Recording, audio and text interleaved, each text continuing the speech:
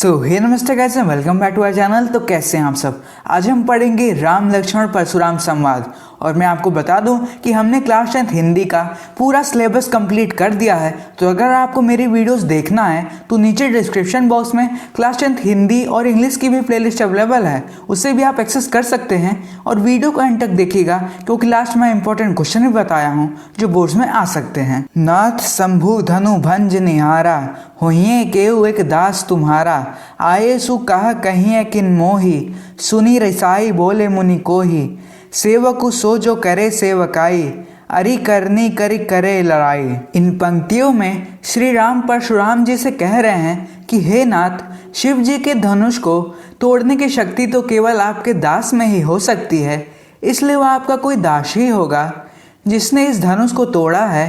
क्या आज्ञा है, मुझे आदेश दें। यह सुनकर परशुराम जी और क्रोधित हो जाते हैं और कहते हैं कि सेवक वही हो सकता है जो सेवकों जैसा काम करे। यह धनुष तोड़कर उसने शत्रुता का काम किया है और उसका परिणाम युद्ध ही है।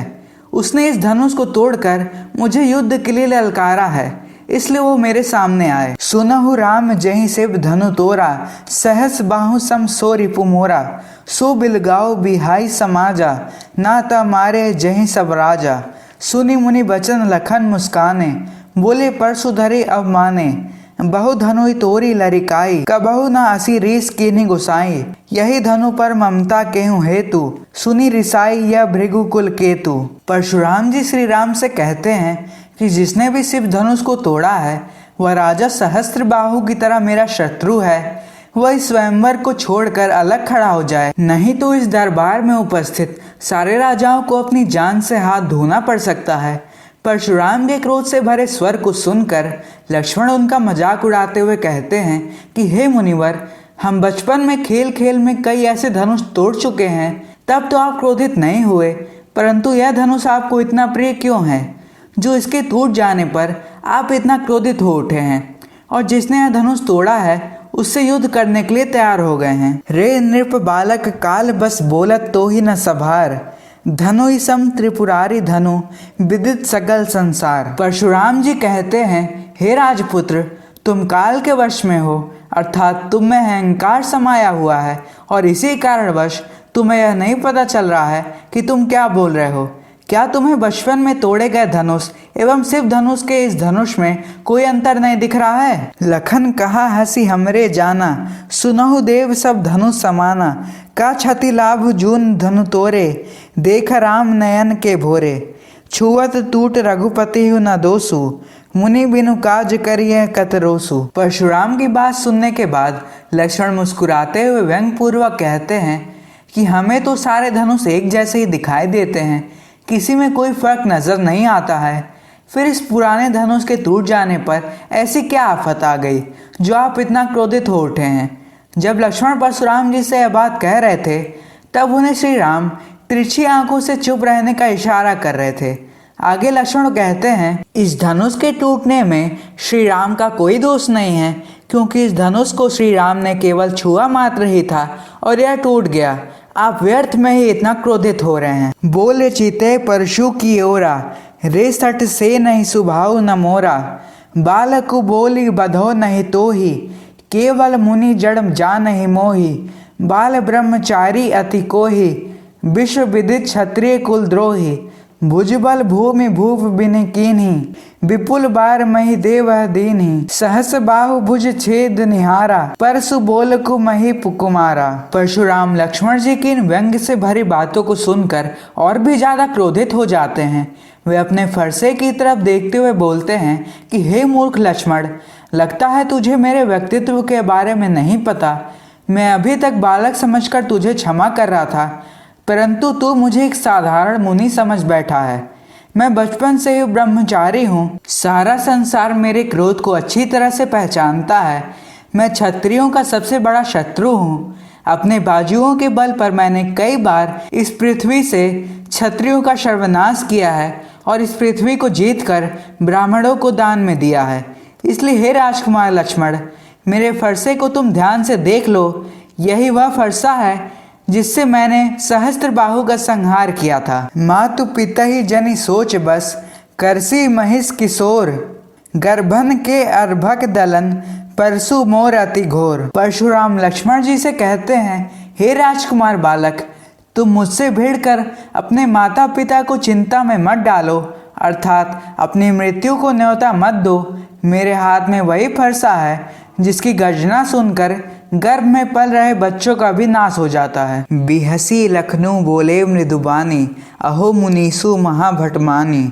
पुनि पुनि मोहि दिखाओ कुटारो, चहत उड़ावन फूकी पहारो। इहा कुंड बतिया को नाही, जे तर जने देखी मर जाही। परशुराम की डींगे सुनकर लक्ष्मण मुस्कुराते हुए बड़े प्रेम भरे स्वर में बोलते हैं कि परशुराम तो जाने माने योद्धा निकले, आप तो अपना फरसा दिखाकर मुझे डराना चाहते हैं, मानो फूंक से ही पहाड़ उड़ाना चाहते हो। परंतु मैं कोई छुई मुई का वृक्ष नहीं हूँ जिसे आप अपनी तर्जनी उंगली दिखाकर मुरझा सकते हो। मैं आपकी इन बड़ी बड़ी डींगों से डरने वालों में से नहीं हूँ। देखी कुठारू सरासन बाना, मैं कछु कहा सहित अभिमाना। भृगुसुत समुझी जनेऊ बुलोकी, जो कछु कहो सहो रिस रोकी। सुर महिसुर हरिजन अरुगाई, हमरे कुल इन पर न सुराई। बंधे पाप अपकीरति हारे, मारतहु पाप परिया तुम्हारे। कोटि कुली सम बचनु तुम्हारा, व्यर्थ धरऊ धनु बान कुठारा। इन पंक्तियों में लक्ष्मण कहते हैं, मैंने आपके हाथ में कुल्हाड़ा और कंधे पर टंगे तीर धनुष देखकर आपको एक वीर योद्धा समझा और अभिमान पूर्वक कुछ कह दिया। आपको ऋषि भृगु का पुत्र मानकर एवं कंधे पर जनेऊ देखकर आपके द्वारा किए गए सारे अपमान सहन कर लिए और क्रोध की अग्नि को जलने नहीं दिया। वैसे भी हमारे कुल की यह परंपरा है कि हम देवता, ब्राह्मण, भक्त एवं गाय के ऊपर अपनी वीरता नहीं आजमाते। आप तो ब्राह्मण हैं और मैं आपका वध करूं तो मुझे ही पाप लगेगा। आप अगर मेरा वध भी कर देते हैं तो मुझे आपके चरणों में झुकना पड़ेगा। यही हमारे कुल की मर्यादा है। फिर आगे लक्ष्मण कहते हैं, आपके वचन ही किसी वज्र के भांति कठोर हैं, तो फिर आपको इन कुल्हाड़ा और धनुष की क्या जरूरत है। जो बिलो की अनुचित कहियो क्षमहु महामुनि धीर, सुनी सरोस भृगुवंश मनि बोले गिरा गंभीर। यह सुनकर ऋषि विश्वामित्र जी ने परशुराम से कहा कि हे मुनिवर, यदि इस बालक ने आपका अपमान किया है तो कृपया इसे क्षमा करें। कौशिक सुनहु मंद यहि बालको, कुटिलु काल बस निज कुल घालको। भानुवंश राकेशु कलंको, निपट निरंकुशु अबधु असंको। काल कवलु होइए छन माही, कहो पुकारी खोरी मोहि नाही। तुम कटहु जो चाहुआ उबारा, कही प्रताप बलु रोष हमारा। विश्वामित्र की बात सुनकर परशुराम कहते हैं, हे विश्वामित्र, यह बालक बहुत ही मंद बुद्धि वाला और मूर्ख एवं उदंड है, जिसके कारण यह अपने कुल का नाश कर बैठेगा। इसे सत्य का ज्ञान नहीं है। यह चंद्रमा में लगे दाग की तरह अपने कुल के लिए कलंक है। इसको काल ने घेर रखा है। मैं चाहूँ तो क्षण भर में इसका अंत कर सकता हूँ, फिर मुझे तुम दोष मत देना। अगर तुम इस बालक की सलामती चाहते हो तो मेरे प्रताप, बल और क्रोध के बारे में बताकर इसे समझाओ एवं शांत करो। लखन कहे मुनि सुजेसु तुम्हारा, तुम ही अक्षत को बढ़ने पारा। अपने मुँह तुम अपनी करनी, बार अनेक भांति बहुबरनी। नहीं संतोष ता पुनि कछु कहो, जन रीस रोकी दस दुख सहहो। वीर व्रति तुम धीर अछोभा, गोरी देत न पावह शोभा। प्रस्तुत पंक्तियों में परशुराम की बात सुनकर लक्ष्मण जी कहते हैं, हे मुनिवर, आप अपनी वीरता का बखान करते हुए थक नहीं रहे हैं। आपने कई प्रकार से अपनी वीरता के बारे में बताया है। आपके बल और साहस के बारे में आपसे अच्छा भला कौन बता सकता है। अगर इतनी से भी आपका मन ना भरा हो तो अपना क्रोध सहन कर खुद को पीड़ा ना दें, अपितु फिर से अपनी वीरता का बखान कर लें। आप एक वीर पुरुष हैं जिसमें धैर्य और क्षमा व्याप्त है। आपके मुंह से अपशब्द शोभा नहीं देते हैं। सूर समर करनी करही, कही न जनावही आपू। बिघा मान रन पाई रिपु, कायर कतही प्रतापु। लक्ष्मण परशुराम जी से कहते हैं, सूरवीर युद्ध में अपनी शूरवीरता का प्रदर्शन करते हैं। वे अपने मुंह मियाँ मिट्ठू नहीं बनते, अर्थात स्वयं के मुख से स्वयं की प्रशंसा नहीं करते और रणभूमि में अपने शत्रु के सामने आकर कायरों की तरह बातों में व्यर्थ समय नहीं बिताते, अभी तो युद्ध करके अपनी वीरता का परिचय देते हैं। तुम तो कालु हाक जनुलावा, बार बार मुहि लागी बुलावा। सुनत लखन के बचन कठोरा, परसु सुधारी धरयु कर घोरा। अब जन देव दोष मोहिलोगु, कटुबादी बालकु भद्रजोगु, बाल बिलो की बहुत मैं बाचा, अब यह मर निहार भा साचा। प्रस्तुत पंक्तियों में लक्ष्मण जी परशुराम से कहते हैं कि हे मुनिवर, ऐसा लग रहा है कि आप मृत्यु को मेरे लिए आवाज़ लगा लगा कर बुला रहे हो। लक्ष्मण के इस व्यंग को सुनकर परशुराम बहुत ही क्रोधित हो जाते हैं और अपने फरसे को हाथ में लेकर बोलते हैं कि इस बालक के वध के लिए संसार मुझे दोष ना दे, क्योंकि इसने अपने कटु वचनों के सहारे अपनी मौत को बुलाया है। मैंने इसे बालक समझकर कई बार क्षमा किया, परंतु अब यह अमरने योग्य हो गया है। कौशिक कहा क्षमीय अपराधु, बाल दोष गुण गनहि न साधु, खर कुठार में अकरून को ही, आगे अपराधी गुरुद्रोही, उतर दे छोड़ो बिनु मारे, केवल कौशिक सील तुम्हारे, नाता यही काटी कुठार कठोरे, गुरही उरिन होतेउ श्रम थोरे। प्रस्तुत पंक्तियों में विश्वामित्र जी परशुराम से कहते हैं कि परशुराम जी, आप तो साधु हैं। साधु कभी बालकों के अपराध पर ज़्यादा ध्यान नहीं देते और उन्हें क्षमा कर देते हैं, इसलिए लक्ष्मण को भी क्षमा कर दें। यह सुनकर परशुराम जी विश्वामित्र से कहते हैं कि तुम जानते हो कि मैं कितना कठोर एवं निर्दयी हूँ, मुझमें क्रोध कितना भरा हुआ है। मेरे सामने या मेरे गुरु का अपमान किया जा रहा है और मेरे हाथों में फरसा होने के बावजूद भी मैंने अभी तक इसका वध नहीं किया है। अगर यह जीवित खड़ा है तो सिर्फ तुम्हारे प्रेम और सद्भाव के लिए, नहीं तो अभी तक मैं अपने फरसे से बिना किसी परिश्रम के इसे काट कर इसका वध कर देता और अपना गुरु दक्षिणा चुका देता। गाधी सुनो का हृदय हसी मुनि ही, हरियरे सूझ, अयमय खाड न उखमय, अजहू न बूझ अबूझ। यह सुनकर विश्वामित्र जी मन ही मन हंसने लगते हैं और सोचते हैं कि परशुराम जी ने सभी क्षत्रियों को हराया है तो वे राम लक्ष्मण को भी साधारण क्षत्रिय मानकर उन्हें आसानी से हराने के बारे में सोच रहे हैं, परंतु उन्हें इस बात का ज्ञान नहीं है कि उनके समक्ष कोई गन्ने के रस से बना गुड़ नहीं है, अपितु लोहे के फौलाद से बनी तेज तलवार है। अर्थात राम एवं लक्ष्मण को वे साधारण क्षत्रिय समझने की भूल कर रहे हैं, जबकि दोनों ही सूरवीर एवं पराक्रमी हैं। कहेऊ लखन मुनि सील तुम्हारा, को नहीं जान विदित संसारा, माता पिता ही उरिन भय निके, गुररीन रहा सोच बढ़ जी के, सो जनु हमरे ही माथे काढ़ा, दिन चली गए ब्याज बढ़ बाढ़ा।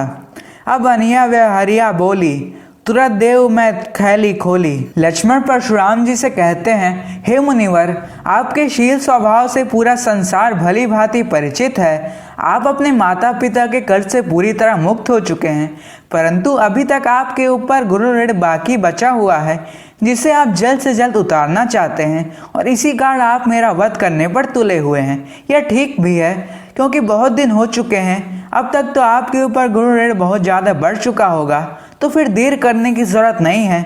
किसी हिसाब किताब करने वाले को बुला लीजिए, मैं देर किए बिना अपनी थैली खोलकर सारी धनराशि चुका दूंगा। सुनी कटु बचन कुठार सुधारा, हाय हाय सब सभा पुकारा, भृगुबर परसु दिखा बहु मोहि, विप्र बिचारी बचो नृपदोहि, मिले न कबहु सुभट रन गाढ़े, द्विज देवता घरई के बाढ़े, अनुचित कही सबु लोग पुकारे, रघुपति सह नहीं लखनऊ निवारे। लक्ष्मण के ये कठोर वचन सुनकर परशुराम अपने क्रोध की आग में जलने लगते हैं और अपने फरसे को पकड़कर आक्रमण की मुद्रा में आते हैं, जिसे देखकर दरबार में उपस्थित सारे लोग हाय हाय करने लगते हैं। यह देखकर लक्ष्मण परशुराम जी से कहते हैं कि आप मुझे अपना फरसा दिखाकर भयभीत करना चाहते हैं और मैं यहाँ आपको ब्राह्मण समझकर आपसे युद्ध नहीं करना चाहता।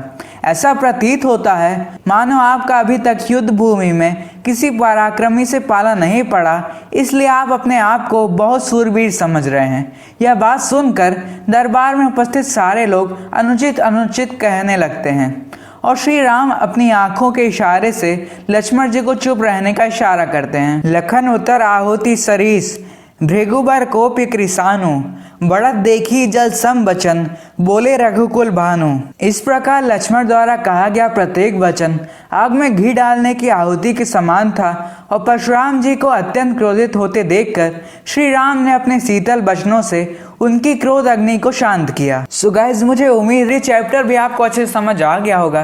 तो अब हम लोग कुछ इंपॉर्टेंट क्वेश्चन देख लेते हैं जो बोर्ड्स में आ सकते हैं। प्रश्न नंबर 1 है, राम लक्ष्मण परशुराम संवाद के आधार पर परशुराम के स्वभाव की विशेषता का उल्लेख कीजिए। प्रश्न नंबर 2 है, राम लक्ष्मण परशुराम संवाद पाठ में लक्ष्मण ने वीर योद्धा की क्या क्या विशेषताएं बताई हैं।